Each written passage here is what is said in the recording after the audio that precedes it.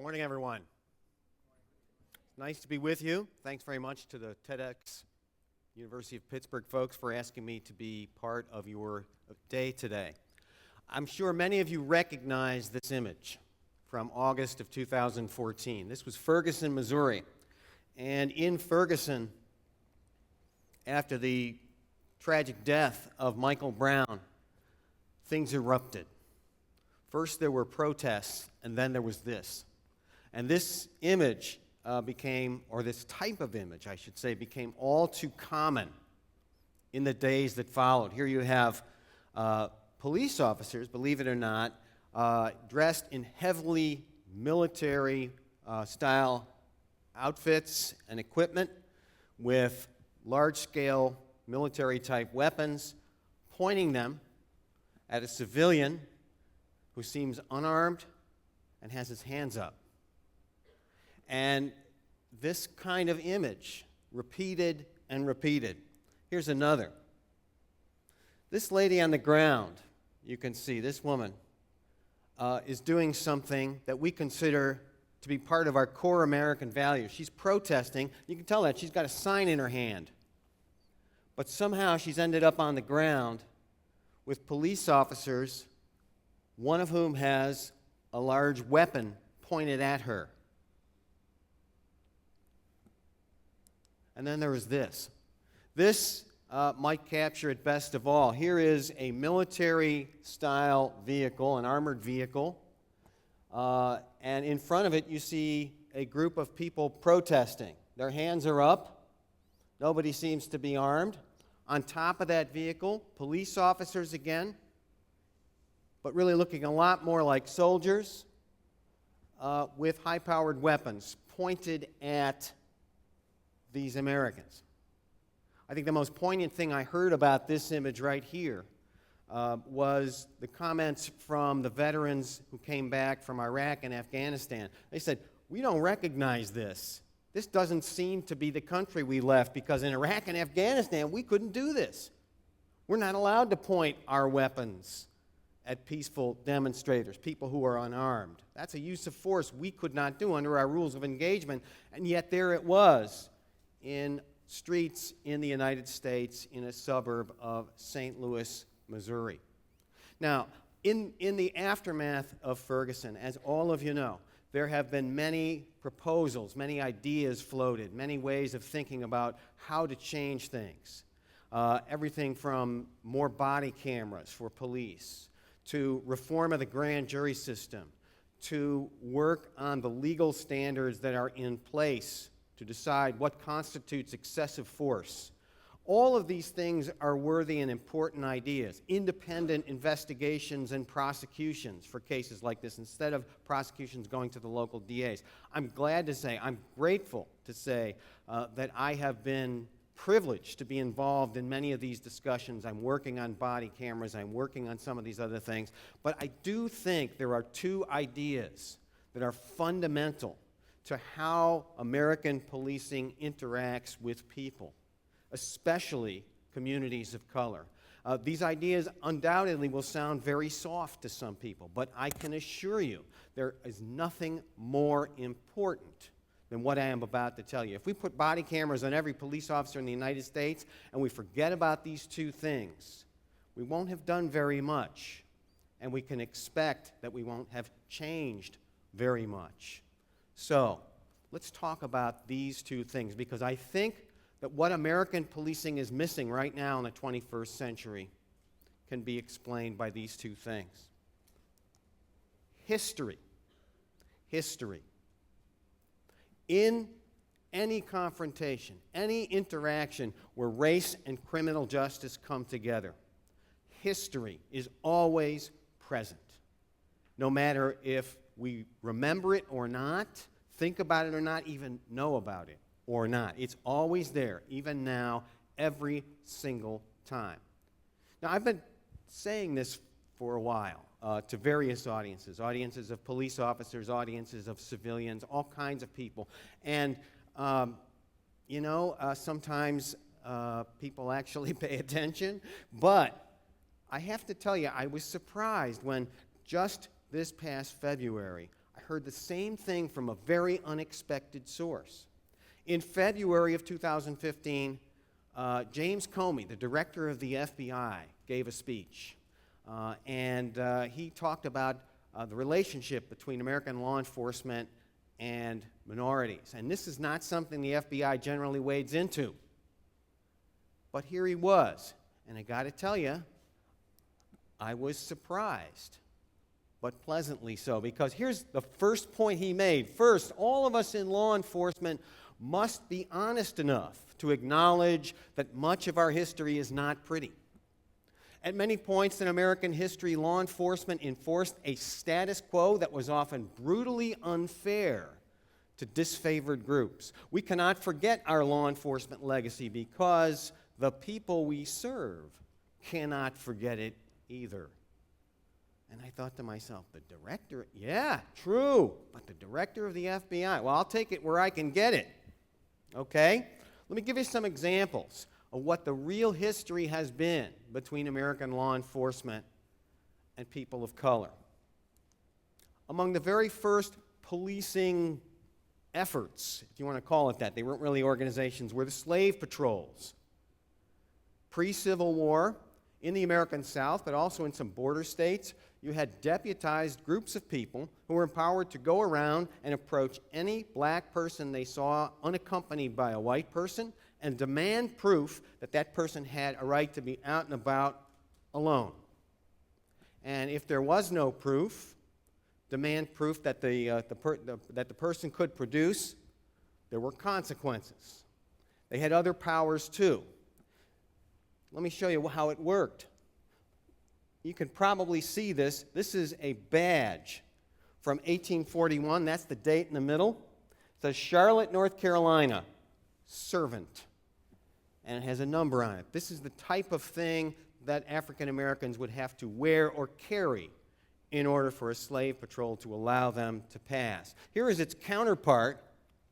This says Plantation Police, Runaway Slave Patrol from Georgetown County, South Carolina, 1858. This was the standard way of operating for law enforcement in that period of time in those places. Fast forward, the Civil Rights era. Now, with the movie Selma having come out recently, lots of discussion of the 50th anniversary of the events on the Edmund Pettus Bridge, we think a lot about the Civil Rights era and all the good it did and the legislation that followed and the courage of people like this, these four men sitting at a lunch counter to desegregate it. What sometimes gets left out of the discussion is this. The police in those places, they were the tip of the spear, not just for their cities or their counties, but for the societies in enforcing Jim Crow and laws of segregation. They were there. They were the ones who arrested people for sitting in public places trying to get service like food at a diner or a lunch counter. Same thing here. These three women had the audacity to demand something that all other American citizens got, and for their trouble, they got the police. And then, of course, the thing that nobody can forget, the dogs. You look at the images from this period of time, and there are dogs, vicious, barking police dogs in so many of them. The dogs were one of the chief weapons used by police, chief tools, if you like, to instill fear and inflict damage. Here's another. This police officer is using a dog, barely restraining it, giving it just enough leash to tear into the flesh of this man who was a protester. But the image that always stayed with me since I was a little kid is this one. If you look at this, you see a man, part of a protest, and he is facing a lunging, vicious dog. Behind him, there's another dog tearing at him, and you can see how his clothing is ripped. And if you look into the photograph, you see at least 3 other police dogs here to meet these protesters. This was policing to people of color. And this isn't long ago. I know it's before some of you were born, but believe me, not much time has passed. And I ask myself, gee, we've made a lot of progress since then, right? And then I see this. Who did this? Who did not know the history? Who did this? Who put police dogs front and center in Ferguson, Missouri in August of 2014? Who did not know their history? Because that dog, at that demonstration, that's not just a tool, that's a message. And it's very possible that those police officers don't even realize the message is being sent. But there it is. Because if you don't know your history, you have problems. You're not writing on a blank slate when we talk about race and criminal justice and policing. History is always present. Next thing that I think is missing right now, and again, this may seem soft to you, but I assure you it couldn't be more important, relationships. Relationships between people that the police serve and the police officers themselves. Relationships are the beating heart of good, solid, crime-fighting, community-based policing strategies. You don't have relationships, you don't have much. Because if you want to be able to know, as a police officer, who's doing what in the neighborhood you patrol, you have to talk to people. If you want to know who to talk to, you have to know people. You have to have relationships. You have to have partners in the community, on the block, on the ground, people who trust you and you trust them. Without relationships, since police can't be everywhere at once, we don't get the information we need to have our police officers do the best job they can. And they may mistake one kid in a hooded sweatshirt for another. When there's one bad one in the community, they won't know which it is. And that's a mistake. That blinds the police department and their officers on the ground. You don't have relationships when a catastrophe strikes. When a terrible thing happens, like the death of Michael Brown, you have no relationships, you have nowhere to go. No way to understand your community, nobody to go to, nobody to rely on, nobody to go to for information about what people are feeling or to get your own information out as a police department. This describes Ferguson. In fact, Ferguson was somewhat worse because whatever relationship they may have had was negative with their community. You can read about it in the Justice Department's report. But you need this. Without relationships with the people you serve, you are blind. And the result is a community-blind response. I know what we'll do. Let's go in there with the shock and awe, right? Let's get the big guns out, the big tear gas guns, and the armored personnel carriers and the MRAPs and everything else. Yeah, that was good, wasn't it? That calmed things right down. Not really. But they had no other ideas.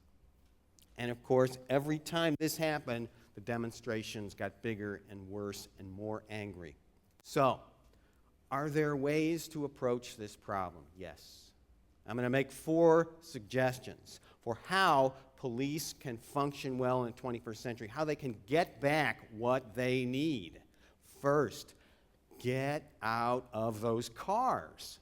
All right, now, police need cars, they need vehicles and trucks and so forth to get around the city, to answer 911 calls, to show up quickly. But if this is what you know about your local police officer, a set of shoulders, a neck, and a head, cruising around, moving by, sort of disembodied, if that's the relationship that police have with the people they serve, things aren't going to go well. They won't have any relationship. Instead, get out, talk, walk, teach. Do things that create opportunities for interaction. It's not hard to imagine what they may be. Go to the community fairs. Show up at the churches. Go to the meetings. Find excuses to relate and build relationships. Training. A lot of talk about training, and it's good, but it needs to get better. There's no doubt about that. Talk about training for diversity and implicit bias. All good, all important, but make history part of it. Law enforcement needs to know its history so that it will not repeat its mistakes. Law enforcement needs to know where it's been, not only where it wants to go. Do it in the academy, do it in in-service training, but make sure you do it. Now, another thing about training.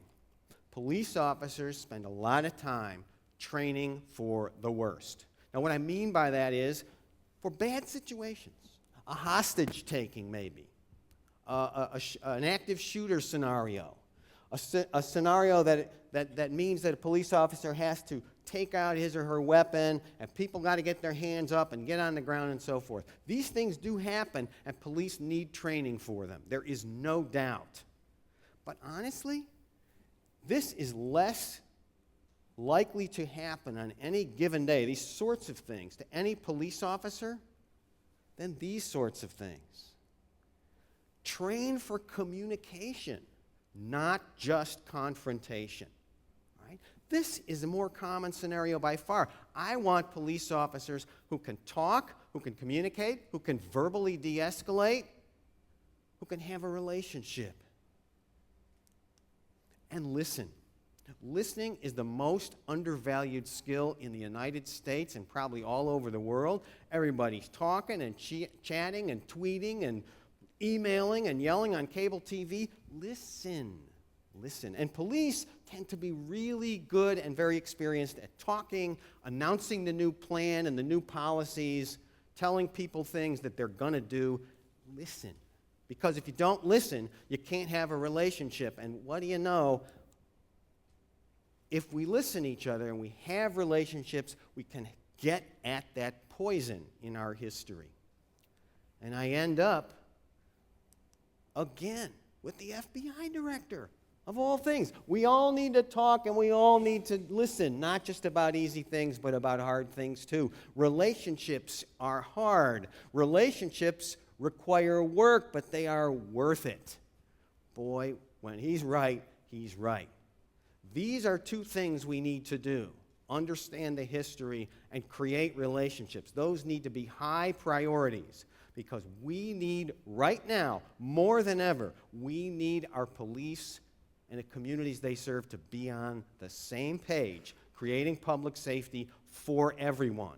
It is long past time to get past the point where we are on separate teams. We need to be together. That's the way forward. Thank you.